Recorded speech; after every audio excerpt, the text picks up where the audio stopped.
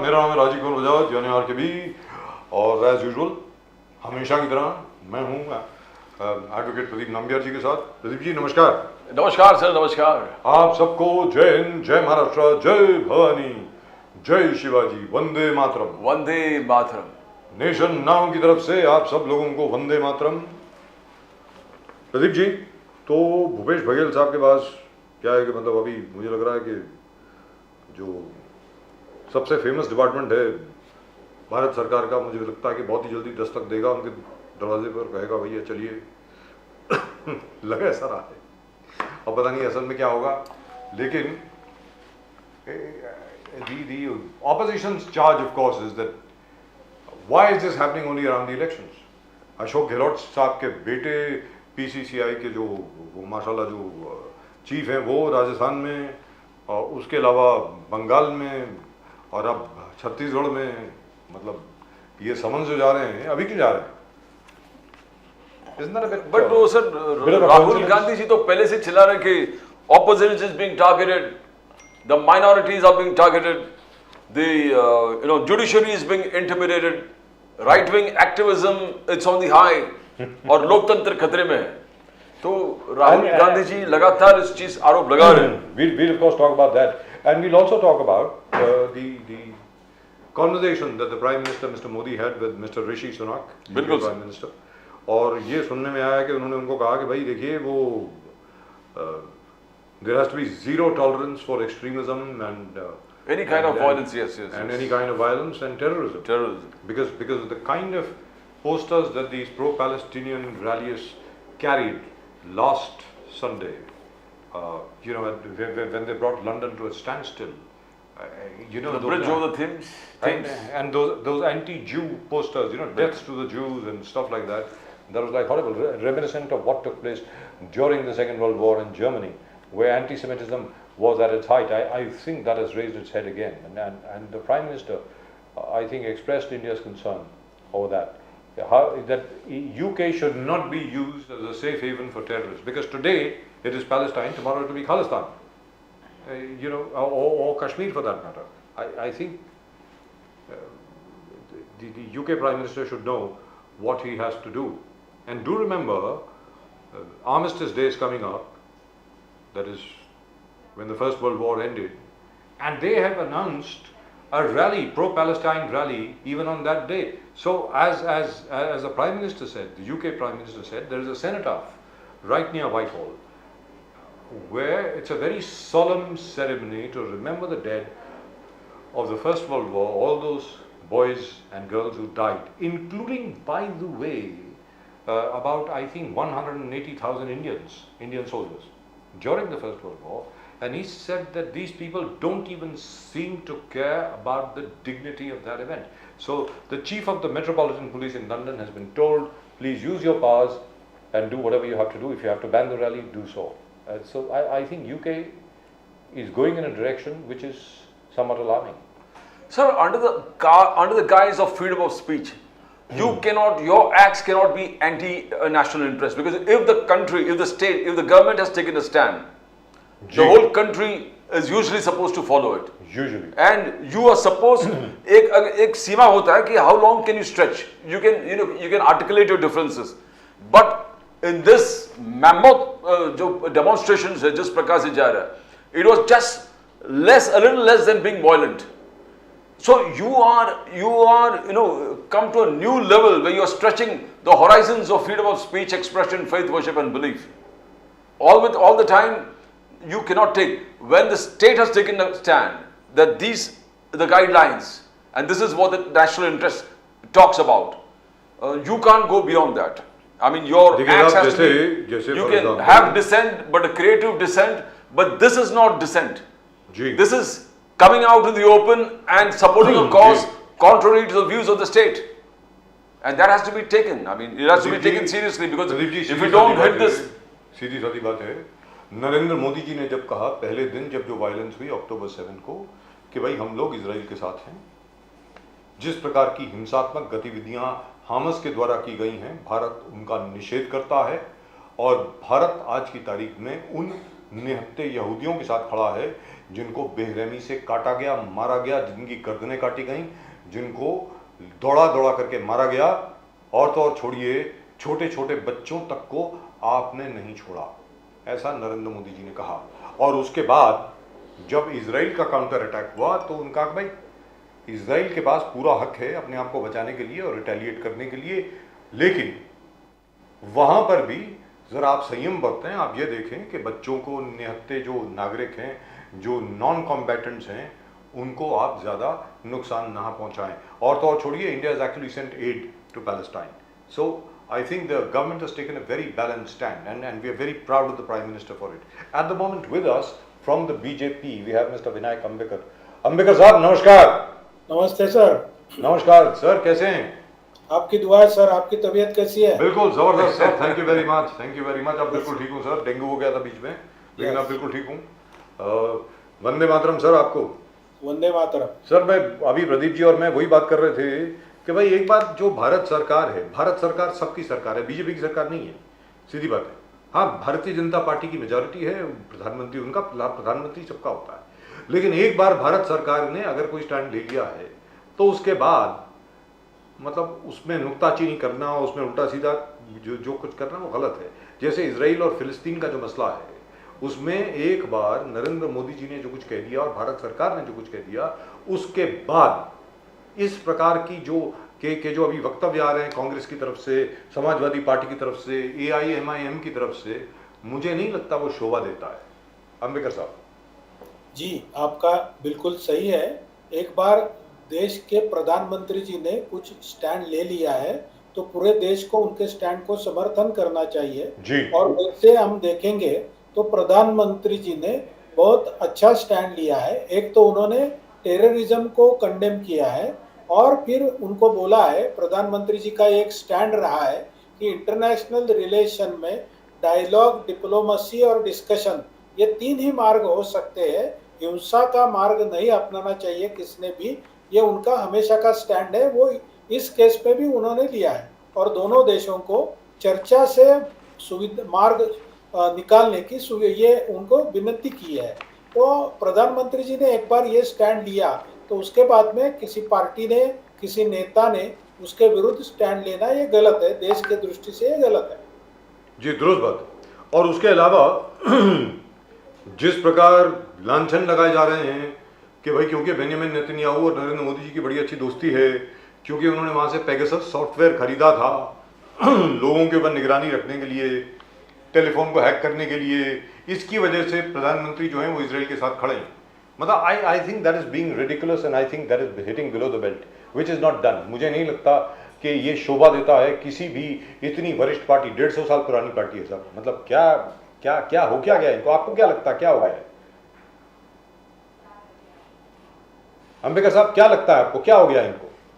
ये बेसिकली अपने Indian democracy का दुबलापन है कि इधर हर एक जो राजनेता है वो अपनी अपनी सोचता है, वो देश के बारे में सोचता नहीं।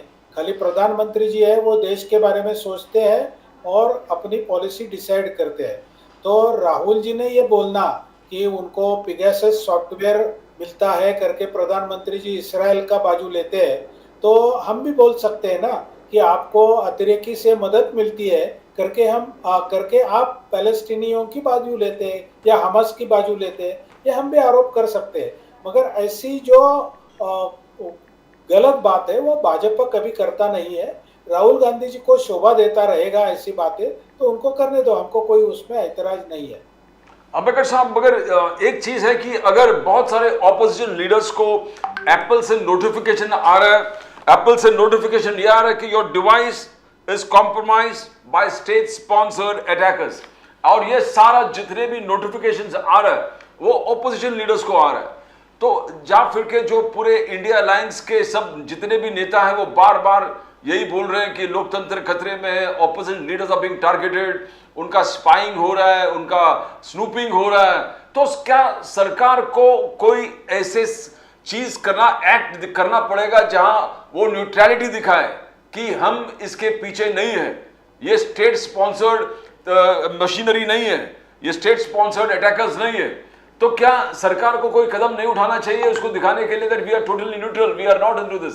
अंबेडकर साहब, एक कदम पहले ही उठाया गया है, एक इंक्वायरी कमेटी फिक्स कर दी गई है और एप्पल को भी उसमें इनवाइट किया है कि आपका बाजू आप भी रख दो।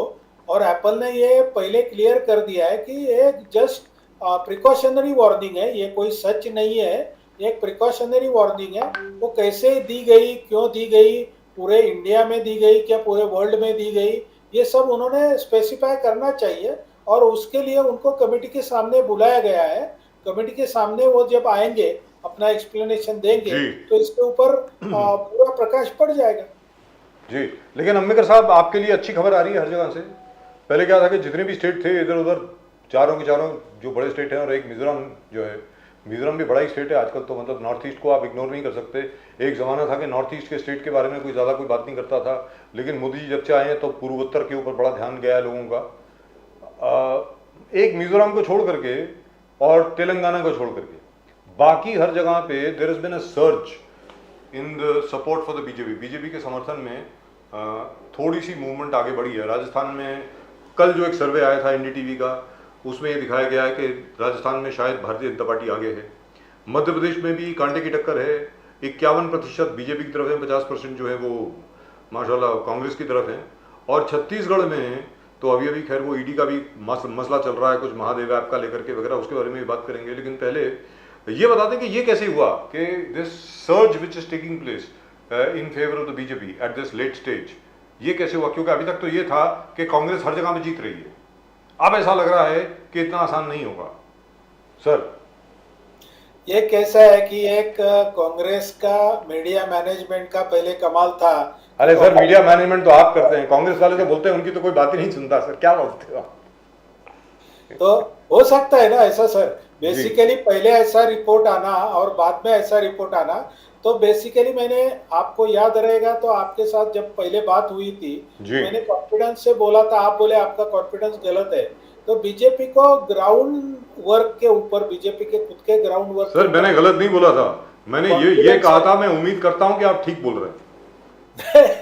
आपने बोला था, आपने वापस सोचना चाहिए कि इतना विरोधी वातावरण रहते हुए आप कॉन्फिडेंस दिखा रहे, तो ये बीजेपी को बड़ा सीरियसली लेना चाहिए। और मैंने आपको बोला था कि बीजेपी हर कोई इलेक्शन बड़ी सीरियसली लेती है। ये मैंने कहा। बीजेपी एवरीडे ग्राउंड्स का जो फीडबैक है वो लेती है और उसके हिसाब से अपनी पॉलिसीज बनाती है। और पहला तो एक बात है कि जो बेसिक ग्राउंड वर्क बीजेपी ने किया है, नरेंद्र मोदी जी ने ये देश की जनता के लिए जो कार्य किया है वो जनता जानती है। राहुल जी कुछ भी बोले, अपोजिशन कुछ भी बोले, मगर नरेंद्र मोदी जी के कार्य के ऊपर, उनकी निष्ठा के ऊपर, उनके देश प्रेम के ऊपर भारत की पूरी जनता को विश्वास है। और महिलाओं में विशेषकर नरेंद्र मोदी जी के बारे में बहुत एक बड़ा आदर है, क्योंकि पहले पंतप्रधान है जिन्होंने महिलाओं के लिए इतना चिंता किया है, इनका, उनके भलाई के लिए इतना, उनके एम्पावरमेंट के लिए इतने स्कीम्स लाए और हर एक चीज में उन्होंने बारकाई से खुद ध्यान दिया। तो ये सब चीज देश की महिलाएं जानती है। और वैसा ही एक ट्रेंड जो है वो मध्य प्रदेश पे चलता है। आप न्यूज रिपोर्ट्स देखते रहेंगे तो शिवराज जी चौहान के बारे में भी महिलाओं में बहुत बड़ी ये है, एक प्रेम है, एक प्यार है और उनके ऊपर भाईचारा है। तो उसके लिए ये सब सर्च उसके वजह से हुआ है, ऐसा मेरे को लगता है। खड़गे साहब का कहना है कि मध्य प्रदेश का ये आलम है, ये हालत है कि 225 महीने में 250 से ज्यादा घोटाले हुए मध्य प्रदेश में। उन्होंने कहा, सरकारी रिपोर्ट ने खुद कहा कि 1.5 लाख करोड़ का घपला है, 1.5 लाख करोड़ का घपला, सरकारी रिपोर्ट खड़गे साहब का कहना है, मल्लिकार्जुन खड़गे।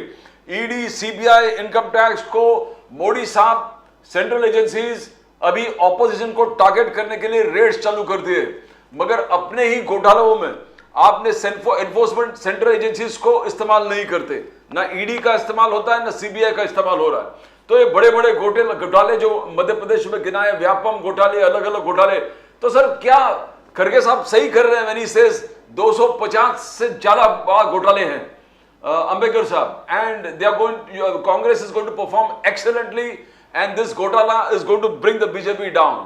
कैसे देखते हो सर अंबेडकर साहब? मल्लिकार्जुन खड़गे।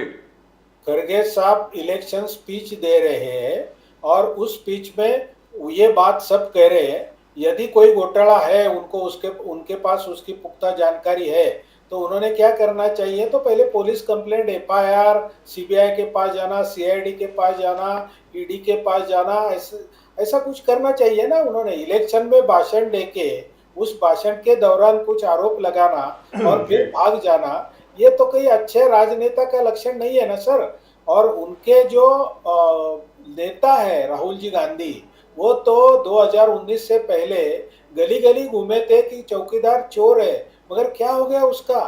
ऐसे इलेक्शन रैली में चौकीदार चोर है कहने से, जब आपके पास कोई प्रूफ नहीं है ना, तो ऐसी कोई वास्तविकता है, तो आपका जो आरोप है जनता हंसने के लिए उसका यूज करते हैं, एंटरटेनमेंट होता है जनता का। खरगे साहब पहले खुद ये बताए कि 3,000 करोड़ के मालिक वो कैसे बने, ये पहले खुद को बताए ना, उनके इलेक्शन एफिडेविट सामने रखे जनता के और बताए कि इतने श्रीमंत वो कैसे हो गए। आप शिवराज जी का एफिडेविट देखो इलेक्शन का, उनका जो स्टेट है वो कोई 2 करोड़ ही है, इतना ही उनका नेटवर्क। तो ये शिवराज जी का 3,000 करोड़ का नेटवर्क कैसे बन गया, वो बताए कभी तो भी जनता को, फिर दूसरे के ऊपर आरोप लगाए। और दूसरी चीज क्या है अंबेडकर साहब, क्योंकि बात चली है तो उस विषय के बारे में बात कर लेते हैं। जैसे अभी अभी वो क्या है, क्या महादेव ऐप करके कोई है, कोई गैम्बलिंग ऐप था जिसको लेकर के बहुत बड़ी एक आज की तारीख में तफ्तीश चल रही है। उसमें कोई शख्स पकड़ा गया है और साथ में कोई पुलिस वाला भी है जिसने ये गवाही तथाकथित तौर पर दी है कि उसने कोई 508 करोड़ रुपए कैश में आदरणीय सम्माननीय भूपेश बघेल जी को दिए ओवर द लास्ट 3 ईयर्स, 3 साल। तो अब कांग्रेस का ये कहना है कि भाई देखिए साहब, चुनाव होने वाले हैं, अशोक गहलोत जी के सुपुत्र को जो है समन चला गया, पीसीसीआई राजस्थान की जो पीसीसीआई है उसके प्रेसिडेंट जो हैं उसको चला गया, अब भूपेश बघेल साहब को भी लपेटा जा रहा है। भूपेश बघेल साहब तो हंस रहे हैं जोर से, वो कहते हैं कि आप मजाक मत करो, क्या कर रहे हो, 508 करोड़ में कितने जीरो होते हैं मुझे मालूम ही नहीं है, क्या बात कर रहे हो, 5 करोड़ में कितने जीरो होते हैं वो मुझे मालूम नहीं है, ऐसा करके भूपेश बघेल साहब बोलते हैं। लेकिन कांग्रेस का, टीएमसी का यानी तृणमूल कांग्रेस का, हमारे आदरणीय सम्माननीय जो केसीआर साहब हैं बीआरएस वाले, उनका, इन सब लोगों का ये कहना है कि भाई ऐसा क्यों है कि ये सारी सरकारी एजेंसियां सिर्फ विपक्षी नेताओं के घर क्यों पहुंचती हैं, जो बीजेपी के साथ हो जाता है। जैसे फॉर एग्जाम्पल अजीत दादा पवार साहब हैं, 4 दिन पहले कहा गया 70,000 करोड़ का घपला है, उनके पास कोई नहीं गया। हसन मुशर्रफ साहब, उनके खिलाफ तो एक वारंट पेंडिंग है सर बॉम्बे हाईकोर्ट में, वो मंत्री हैं, उनके खिलाफ कुछ नहीं हुआ। तो ये क्या मिस्ट्री है सर, ये जरा बताएं प्लीज, इस पर जरा रोशनी डालें अंबेडकर साहब। ईडी का जो केस है वो अजीत दादा पवार साहब के ऊपर है, हसन मुशर्रफ साहब के ऊपर है जी। उसमें पूरे सबूत ईडी के पास है और उनका केस चल रहा है। हर एक एजेंसी का, जांच एजेंसी का एक स्पीड रहता है, वो स्पीड से वो चलती है। वैसे आप देखेंगे तो नेशनल हेराल्ड के केस के बारे में अब 10 साल से केस प्रलंबित है ना, तो जो जामीन पे छूटे हुए लोग सर 11 साल से वो प्रलंबित है। सुब्रमण्यम स्वामी साहब ने जब फाइल किया था केस, तब से, मैं तब की बात कर रहा हूँ, ये फाइल 2013 में फाइल हुआ था, करेक्ट जी, सही बात है। तो ये एक एजेंसीज का जांच का एक स्पीड रहता है और अपनी जो लीगल सिस्टम है उसका भी एक स्पीड रहता है, जिसमें आपको रिव्यू पिटीशन, रिवीजन पिटीशन, ऐसे सब का चांस रहता है ना। तो वैसे भी जो स्पीड है वो अजीत दादा और हसन मुशर्रफ साहब के ऊपर जो केस है उसका भी स्पीड है, सेम स्पीड है, अलग स्पीड नहीं है उनका कोई। और उनकी कोई भी केस दफा कर दी, रफा दफा कर दी, उनको क्लीन चिट दे दी, ऐसा कोई ये नहीं है ईडी की तरफ से, तो वो केस चलती रहेगी।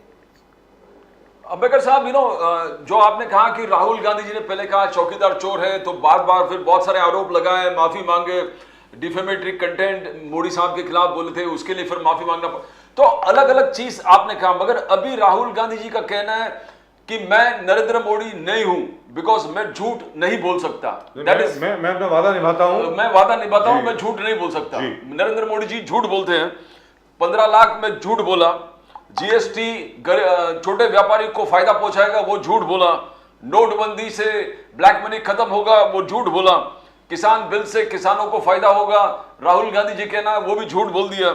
फिर पैडी पैडी जो किसान है, पैडी के लिए 2500 छत्तीसगढ़ में देंगे, वो भी झूठ हुआ, वो दिए नहीं छत्तीसगढ़ में।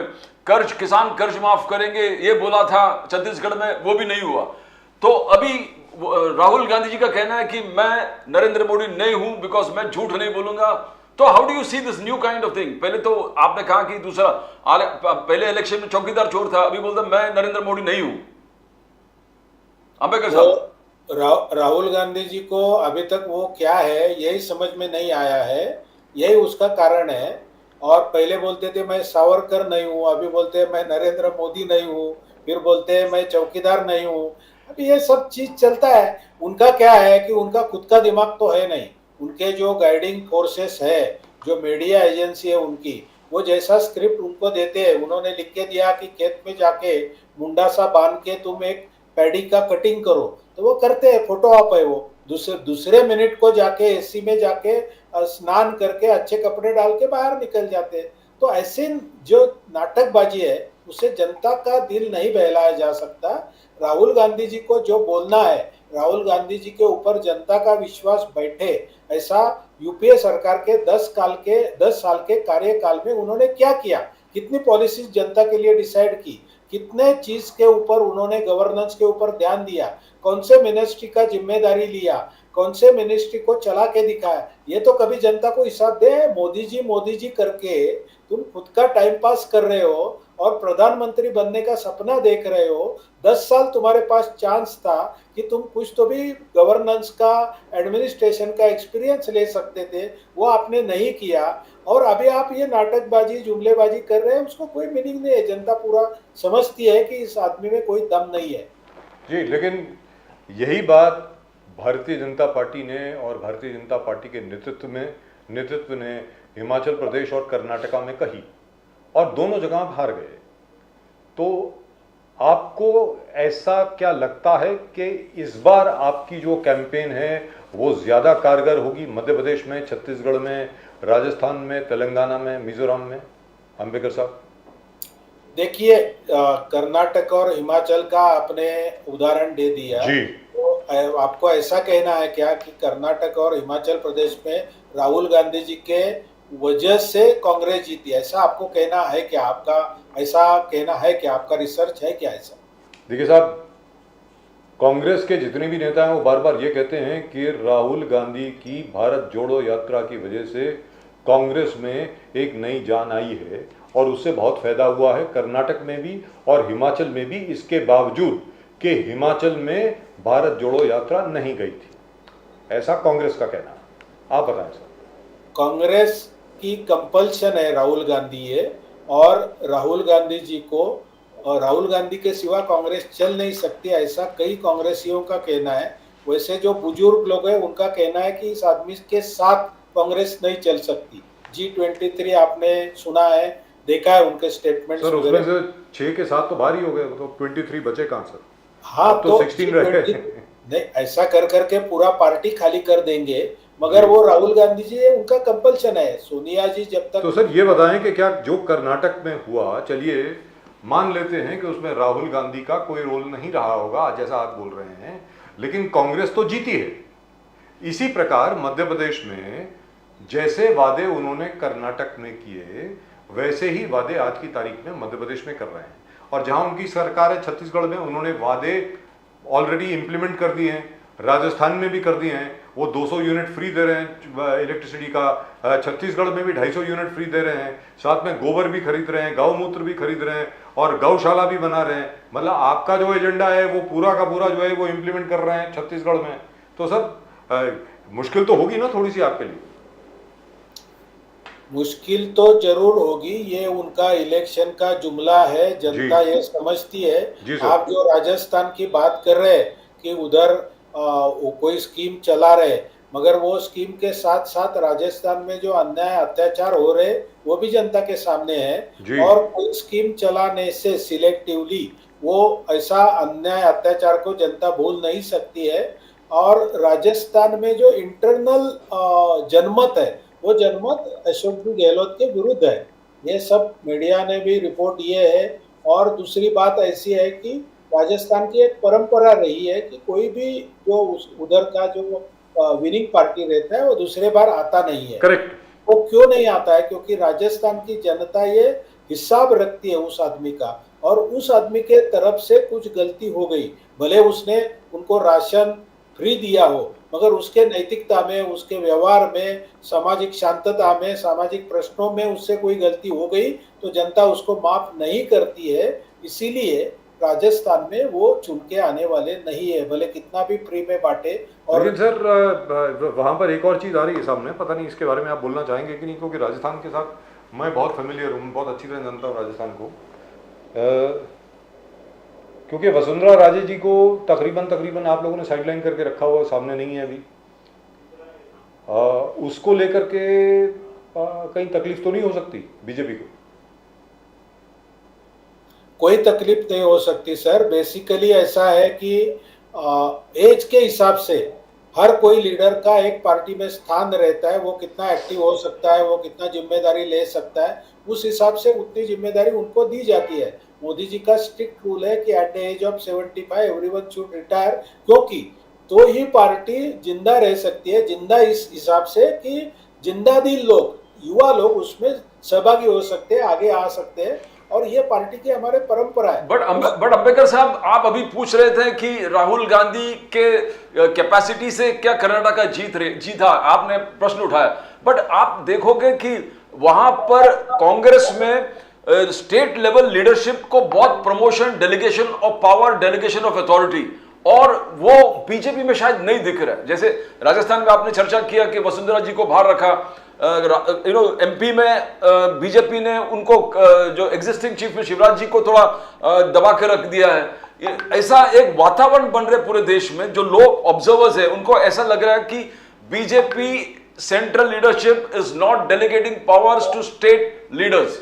स्टेट लीडर्स को उतना पावर नहीं मिल रहा जितना कांग्रेस में मिल रहा है। तो Congress is performing better because वहां पर डीके शिव कुमार भी था, और दूसरा अभी चीफ मिनिस्टर वो भी था, सिद्धरमैया जी। एंड मध्य प्रदेश में you got Kamalnath and other leaders, Rajasthan you got Gehlot, and वहां पर ऐसे देख रहा है कि उनको पावर्स डेलीगेशन ज्यादा मिला है। क्या बीजेपी में टोटल सेंट्रलाइजेशन ऑफ पावर्स है? क्या वो डेलीगेट नहीं हो रहा है स्टेट लेवल में? स्टेट को क्या अथॉरिटी नहीं है अपना खुद का डिसीजन लेने? एक ऐसे माहौल दिख रहा है लोगों को, ऑब्जर्वर्स को। आपको क्या लगता है अंबेडकर साहब? ऐसा बिल्कुल नहीं है। ये हर एक पार्टी का जेन्युइन प्रॉब्लम है कि कोई भी पार्टी जितनी पुरानी होती है उतने उसमें ज्यादा लीडर्स तैयार हो जाते हैं, और वो लीडर का आपस में बनता नहीं है। कर्नाटक में आपने कितना भी बोला कि डेलीगेशन ऑफ पावर है, तो डी शिव कुमार नाराज है कर्नाटक में, ये दुनिया जानती है। उनका जो ड्रामा था, रोने का था, रोना धोना हुआ था, वो सब पब्लिक के सामने हुआ था ना सर। और वैसे देखेंगे तो कांग्रेस ने पंजाब के अमरिंदर सिंह साहब को दबाया और अपना उधर का जो पावर था वो गवाया है। ये किसने किया है? ये कांग्रेस के लीडरशिप ने किया है ना। और अशोक जी गहलोत ने उनको अच्छी तरह से पूरे कांग्रेस पार्टी का प्रेसिडेंट बन के चीफ मिनिस्टरशिप से बाजू होना था उनको। और सचिन पायलट जी और उनका जो कंटिन्यू झगड़ा चल रहा है उससे उनको मुक्ति मिलाना था, तो उनको भी नहीं उन्होंने ये प्रेसिडेंटशिप की ये की, क्योंकि उनको भरोसा नहीं था उनके ऊपर। उनका भरोसा था अपने जो आज्ञाधारक लोग हैं उनके ऊपर, उनको भरोसा था। तो ये सब जो है आप जो बोल रहे हैं, लेकिन आप ये देखें जो आप बता रहे हैं ना, डेलीगेशन है, ऐसा कुछ डेलीगेशन नहीं है।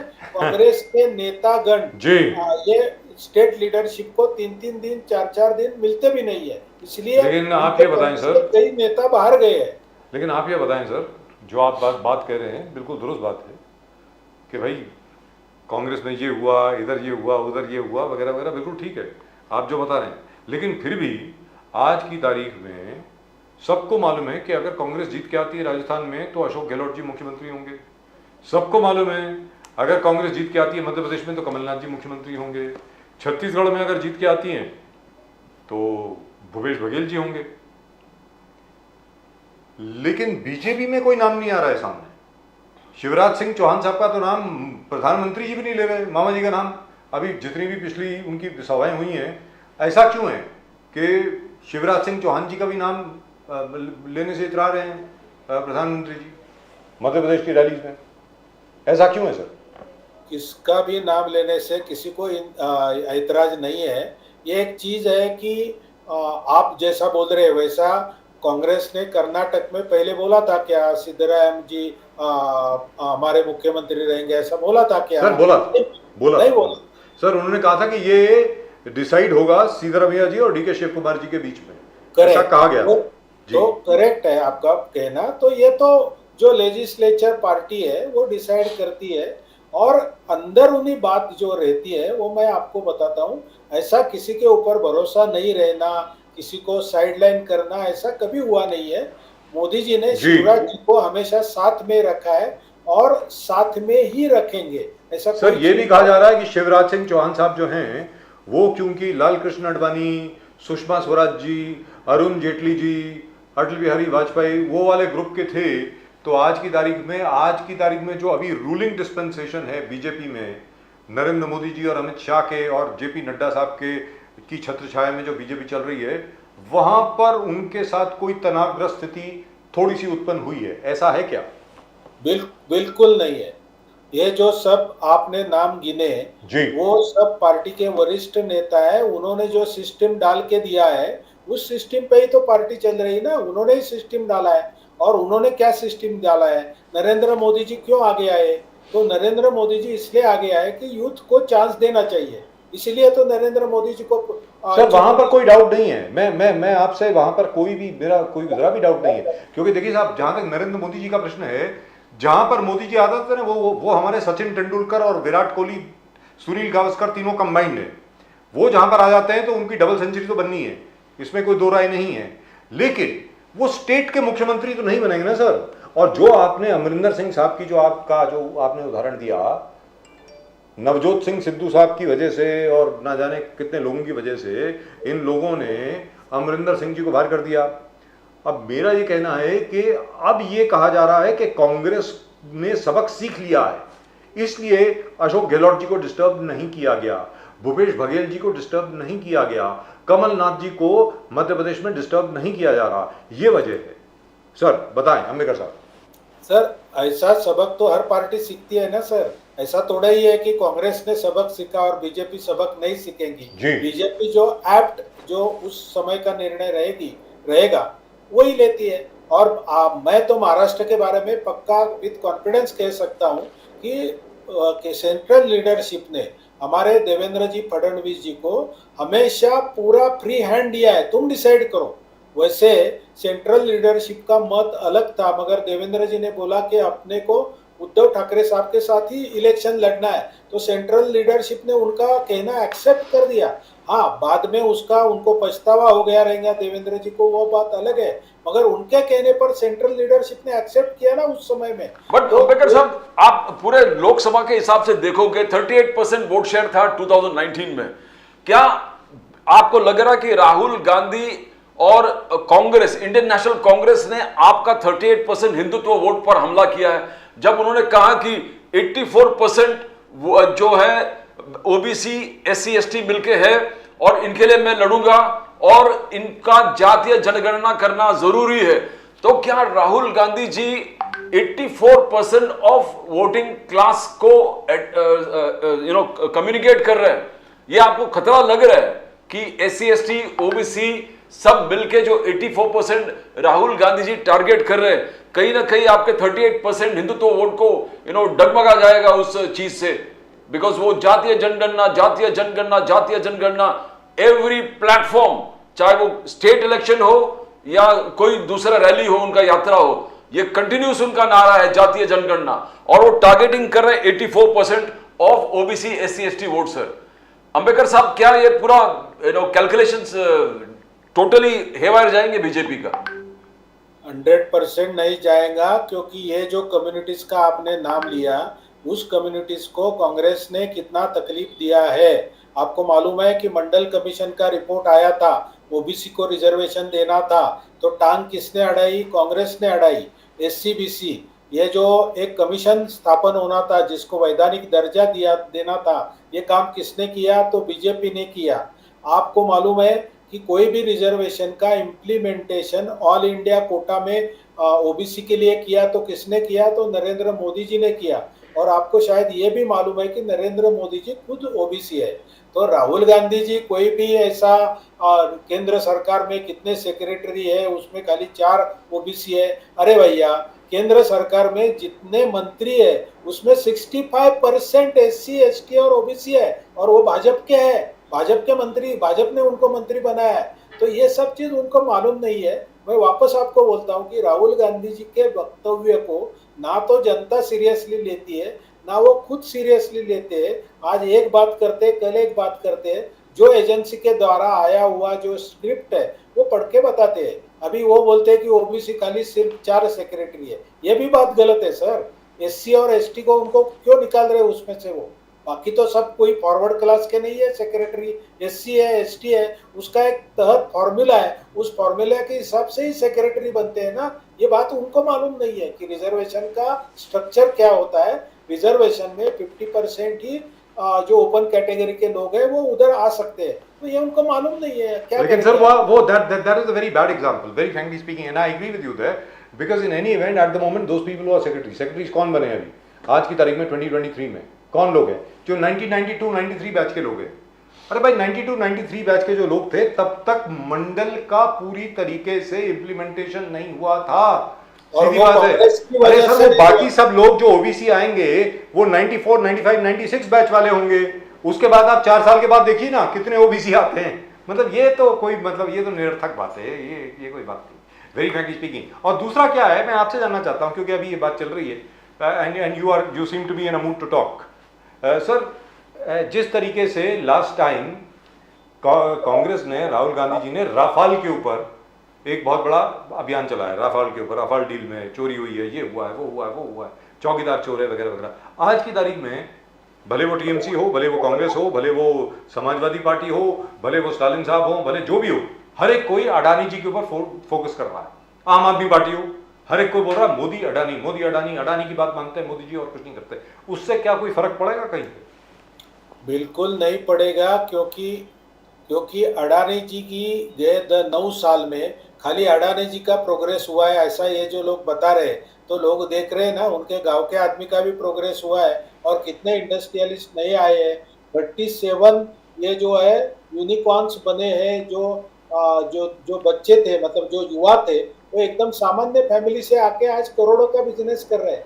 तो ये जो है मोदी जी ने बिजनेस का एनवायरनमेंट क्रिएट करके दिया, ईज ऑफ डूइंग बिजनेस के फैसिलिटीज बना के दिए, इंफ्रास्ट्रक्चर का डेवलपमेंट किया, इकोनॉमी का प्रोग्रेस किया, उसके कारण वो अडानी बढ़ा है। अभी अडानी का वैल्यूएशन बढ़ा, इसके वजह से तुम समझो मोदी जी के ऊपर कोई चार्ज करते रहेंगे तो स्टॉक मार्केट का वैल्यूएशन, अडानी ने दुनिया के अब्जों देशों में कोई नंबर पे जाना, ये सब स्टॉक मार्केट के वैल्यूएशन पे डिपेंडेंट है। और स्टॉक मार्केट का वैल्यूएशन ना तो मोदी जी के हाथ में है, ना तो बीजेपी के हाथ में है। वो तो सब जो इन्वेस्टर है वो वैल्यूएशन डिसाइड करते हैं। आज अडानी के वैल्यूएशन के ऊपर से राहुल गांधी जी आरोप लगा रहे कि अडानी जी 2014 में इतने स्टेज पे थे, आज 2023 में इतने स्टेज पे है। तो वैल्यूएशन की बात है सर, इसमें मोदी जी का क्या हाथ है? बट अंबेडकर साहब, जयराम रमेश ने एक एग्जांपल दे दिया। If you want you can answer it, because ये अडानी से बोले look at the cement companies, look at the cement companies. Jairam Ramesh का कहना है, जयराम रमेश कह रहे हैं कि Adani buys cement companies, Ambuja, ACC, Sanghvi, Adani ने इनको खरीद लिया है। Adani is also going to buy Orient, another cement companies. Now ये मोनोपोली टोटल सीमेंट कंपनी से कर दिया है। टोटल एक जबरदस्त जो बोलते हैं सिंगल मोनोपोली हो जाएगा, and only 2 big companies are going to decide prices. So again you are creating consolidation, you are creating monopoly. Jairam Ramesh ने, और उन्होंने एग्जाम्पल करके दिया। क्या ये सचमुच हर फील्ड में हो रहा है कि हर चीज अडानी को दिया जा रहा है? ये एक कॉन्क्रीट एग्जाम्पल उन्होंने दिया है, Ambuja, ACC, Sanghvi and now Orient. तो पूरे Adani directly indirectly Adani is buying all the cement companies and creating monopoly. How do you see that Ambedkar साहब? जयराम रमेश का कहना है सर ये लोग गलत फहमी क्रिएट करने में एक्सपर्ट बन गए हैं अंबुजा सीमेंट है, ऐसे कितने बिरला ग्रुप के कंपनी है, ऐसे 100 कंपनी है सीमेंट के और भी जो आज भी चालू है। और अडानी जी ने सीमेंट कंपनी खरीदी किया, ये उनके बिजनेस प्लान का हिसाब रहेगा, क्योंकि वो इंफ्रास्ट्रक्चर में है, सीमेंट जो है वो उनका रॉ मटेरियल रहेगा करके उन्होंने परचेस किया रहेगा। वो कमर्शियल डील है जिसके ऊपर सेबी है, कंपनीज एक्ट है, ऐसे बहुत से प्रावधान है जिसके ऊपर उनका चौकसी हो सकता है। तो ऐसे गलत आरोप करने का कोई दम नहीं है। और दूसरी बात ऐसी है कि ये लोग जो आरोप करते हैं कि अडानी ने पूरे एयरपोर्ट मोदी जी ने अडानी को दे दिए। अभी आपको मैं नाम लेता हूं, जेएमआर ग्रुप, आपको याद रहेगा तो पहला जो एयरपोर्ट का प्राइवेटाइजेशन हुआ था वो जेएमआर ग्रुप और जीवीके ग्रुप के, जी। जीवीके को बंबई का एयरपोर्ट दिया गया, जेएमआर ग्रुप को दिल्ली का एयरपोर्ट दिया गया। ये दोनों ग्रुप जो है वो कांग्रेस के करीबी माने जाते हैं। जीवीके ग्रुप की जो डॉटर इन लॉ है वो कांग्रेस के खासदार की और सेंट्रल मिनिस्टर की डॉटर है। और ये सब लिंक पहले पेपर में पब्लिश हो गई है। रिलायंस कंपनी ने उनको बंबई एयरपोर्ट दिए जाने के ऊपर ऑब्जेक्शन लगाए थे और कांग्रेस ने उसमें दखल अंदाजी करके उनको मिटाया था, चुप मिटाया था। तो जो चीज वो करते हैं वो दूसरे के ऊपर वो आराम से आरोप लगा सकते हैं। लेकिन ये तो चलता ही है ना सर, इसमें क्या है? सर ये ऐसा है, जब इंदिरा जी थी, मैं कल भी यही बात कर रहा था, जब इंदिरा जी प्रधानमंत्री थी तो पहले उनका रिलेशन बताया जाता था, पूरा बिरला ग्रुप जो है वो कांग्रेस का है। उसके पहले डालमिया जी के बारे में ये बात की जाती थी। फिर उसके बाद इंदिरा जी की धीरूभाई अंबानी के साथ बहुत क्लोजनेस थी आर के धवन जी द्वारा। ये सब चीज़ें थी, ऐसी क्या बात है? मतलब ये सर, ये प्रधानमंत्री जो है, आप देखिए कोई भी बिजनेस हाउस है, फॉर एग्जाम्पल अडानी है या अंबानी है, ये जितने भी बड़े बड़े आज की तारीख एसआर ग्रुप है, they are all doing very well. जितने भी ग्रुप्स हैं, ये कहा जाता है कि ये बड़े बड़े बहुत क्लोज है गवर्नमेंट के। So this always happens. ये निरर्थक बात है। लेकिन मेरा ये कहना है, सिर्फ एक चीज है। जी बोलिए सर, कुछ बोलना चाह रहे हैं, बोलिए। मेरा स्पष्ट आरोप है, जो मैंने एक वीडियो के द्वारा यूट्यूब में भी डाला हुआ है, कि अडानी जी पहले कांग्रेस के करीबी थे। जी थे, मगर हाँ थे। और जब उन्होंने, क्योंकि उनके खुद के वीडियो में उन्होंने कबूल किया है कि राजीव जी गांधी के आने के बाद में और ओपनिंग ऑफ द इकोनॉमी होने के बाद में उनके सहारे से वो बड़े हो गए हैं। उनको ट्रेडिंग लाइसेंस पहले किसी ने दिया था तो कांग्रेस ने दिया था। और ये कंफर्म ये जो है इंफॉर्मेशन है कि जो अडानी जी ने मुंद्रा एयरपोर्ट लिया था, तभी इनके जमाई वो मुंद्रा एयरपोर्ट में अडानी जी को फोन करके गए थे और उन्होंने शायद उधर कुछ डिमांड किया रहेगा, एक मुंद्रा एयरपोर्ट और एक जो इलेक्ट्रिसिटी का पावर जनरेशन प्लांट था, वो दोनों के बारे में कुछ बात किया था। उसके वीडियो सब यूट्यूब पर उपलब्ध है कि ये जो दामाद जी उधर गए थे और शायद उनका कोई बिजनेस डील जमा नहीं था, क्योंकि उस टाइम में दामाद जी जो थे वो दामाद जी हर कोई बिजनेस हाउस के साथ दिल्ली में बैठ के डील करते थे। ये कांग्रेस के जमाने की बात कर रहा हूँ, 10 साल की। आपको मालूम है उनका डीएलएफ के साथ क्या संबंध था, आपको मालूम है राजस्थान में उन्होंने क्या किया दामाद जी ने। तो ये सब बात जो हुई थी वो शायद डील बना नहीं है करके ये अडानी जी के ऊपर। लेकिन सर वो भी इन्वेस्टिगेशन अभी तक पेंडिंग है, तो उनके खिलाफ एक्शन कब होगा? हम तो बार बार सुन रहे हैं रॉबर्ट वाड्रा जो है उसको बुलाया गया, उनकी इंटरोगेशन हुई, ये हुआ वो हुआ, और फिर भी वो तो मतलब माशाल्लाह जबरदस्त सेहत बना रहे हैं, जिम में दिखते हैं फर्स्ट क्लास, बिल्कुल क्या 6 पैक है उनका, और मतलब बिल्कुल बॉडी बिल्डर टाइप लगते हैं, बिल्कुल फर्स्ट क्लास, बिल्कुल बहुत खुश हैं वो तो उनके खिलाफ एक्शन कब होगा सर? ये तो सर पक्का होगा। जैसा नेशनल हेराल्ड का केस वो प्रोसेस में अटका हुआ है, वैसा उनका भी केस प्रोसेस में। Sir national Herald case is different, very frankly, उसके ऊपर हम लोग कभी बाद में बात करेंगे। नेशनल हेराल्ड का केस अलग है, लेकिन ये जो रॉबर्ट वाड्रा साहब का जो केस है, ये तो मतलब कुछ जो तथ्य सामने आए हैं वो तो बहुत क्लियर दिखते हैं, वेरी फ्रैंकली। तो लेकिन मैं उम्मीद करता हूँ, क्योंकि 10 साल हो गए हैं, अभी तक इन्वेस्टिगेशन में कुछ हुआ नहीं है, तो आगे जाकर के क्या होगा मालूम नहीं है। और लोगों की स्पेक्यूलेशन ये है, वेरी फ्रैंकली आपको बता रहा हूं मैं, हो सकता है कि आपको बुरा लगे कि अब 2019 के चुनाव, 2024 के चुनाव जैसे जैसे पास आएंगे, रॉबर्ट वाड्रा साहब को दोबारा तलब किया जाएगा और ये कहा जाएगा बस गिरफ्तार हुए के हुए। ऐसा कुछ है क्या सर? ऐसा जो इन्वेस्टिगेशन एजेंसी है वो क्या काम करेगी, कोर्ट क्या काम करेगा, ये हम तो नहीं बता सकते, ना मैं बता सकता हूँ ना आप बता सकते। जो उसका ड्यू प्रोसेस है वो चालू है, इतना मैं बता सकता हूँ। totally Due- independent. due All process चालू है। agencies are चलिए। totally independent as per Ambedkar साहब. चलिए साहब, आपकी कोई बात- सेंट्रल एजेंसी की कोई फोर्स नहीं है, कोई आपकी बात मान लेते हैं सर, आपकी बात मान लेते हैं। और मैं ये भी कह देता हूं कि मैंने मेरी जो दाढ़ी के बाल हैं वो सब धूप में सफेद किए गए हैं, लेकिन फिर भी we like mister Narendra Modi, let's be very clear. I think he has been a great prime minister and I hope he continues to be a very good prime minister because he has led India really well. And I have two problems right now with Mr. Modi. तीन problem है actually. Number एक, पिछले से पिछले महीने in fact अभी तो नवंबर शुरू हो गया ना, 4 नवंबर है आज, सितंबर में हमारे एक कर्नल साहब, हमारे एक मेजर साहब, हमारे एक DYSP श्रीनगर के और 2 जवान ये मारे गए बहुत बेरहमी से।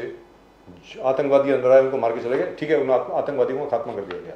लेकिन मोदी जी ने वादा किया था घर में घुस के मारूंगा। वो घर में घुस के कब मारने वाले हैं मुझे मालूम नहीं है, नंबर एक। नंबर 2, जहाँ तक चाइना का सवाल है, हमारे खुद के जो फौजी हैं, हमारे खुद के जो एरिया कमांडर जो हैं वहाँ के नॉर्दर्न कमांड के, वो खुद बोलते हैं कि देयर आर 37 पॉइंट्स जहाँ पर हम लोग पहले पेट्रोलिंग करते थे, आज की तारीख में चीनी जो है वहाँ पे बैठ गए हैं। I agree, it is not our land, that was no man's land, जिसको नो मैन्स लैंड कहते थे। वहाँ पर चाइनीज़ ने आकर के अपना डेरा बना दिया जी, ठीक है साहब। और छोड़िए, सामने बहुत बड़ा वो शहर भी बना दिया, पता नहीं क्या कुछ बना दिया है। और तीसरी चीज़ sir, which is the most distressing thing मेरे खुद के लिए, आई एम श्योर आपके लिए भी होगा, प्रदीप जी के लिए भी होगा, सारी दुनिया के लिए होगा, पूरे हिंदुस्तानी के लिए होगा।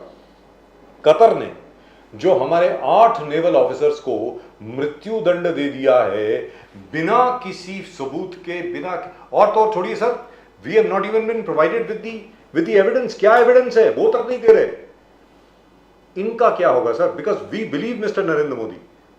जब मिस्टर मोदी बोलते हैं कि मैं घर में घुस के मारूंगा, राष्ट्रीय सुरक्षा के साथ कोई कॉम्प्रोमाइज नहीं होगा, हम मानते हैं। लेकिन क्या ये 8 हमारे नेवल ऑफिसर्स जो हैं, क्या ये वापस आएंगे सर? पक्का आएंगे। मोदी जी का जो डिप्लोमेसी है वो शुरू है, और मोदी के साथ में अजीत डोभाल जी है, जयशंकर जी है, ये सब पूरा जो टीम है वो इंटरनेशनल डिप्लोमेसी में बहुत माहिर है।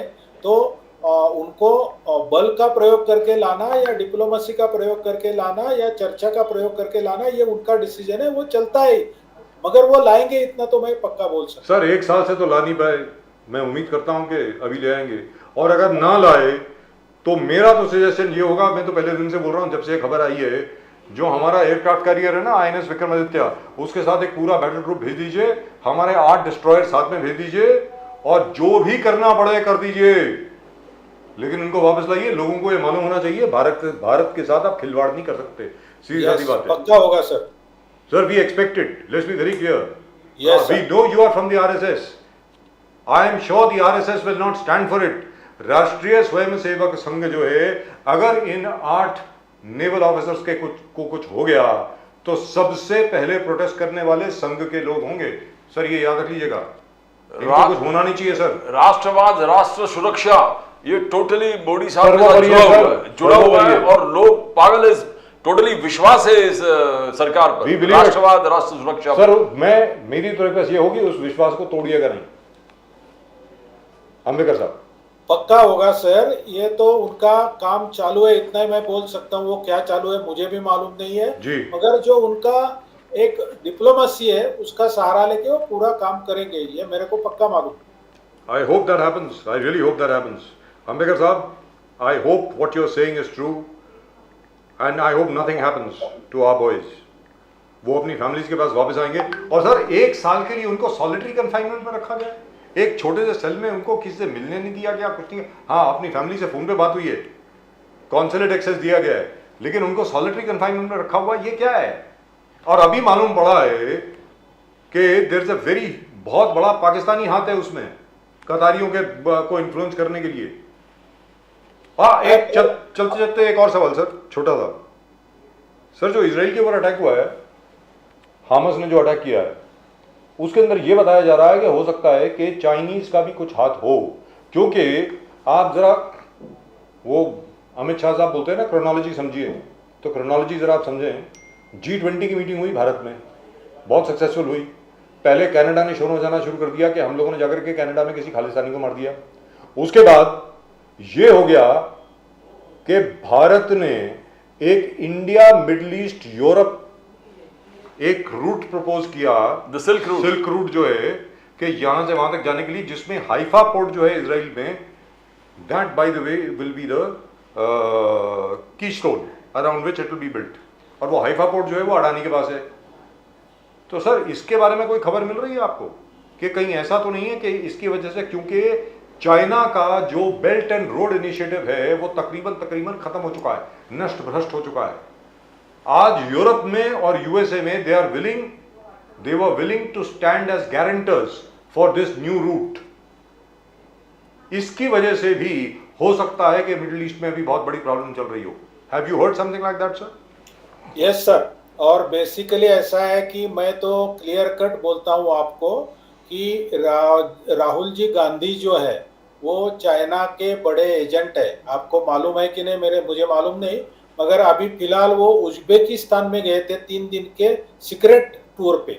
अभी उज्बेकिस्तान उनके नॉर्मल डेस्टिनेशन नहीं है। उनके नॉर्मल डेस्टिनेशन क्या है? थाईलैंड हो सकता है, बैंकॉक हो सकता है, यूके हो सकता है, मगर वो उठ के उज्बेकिस्तान में गए।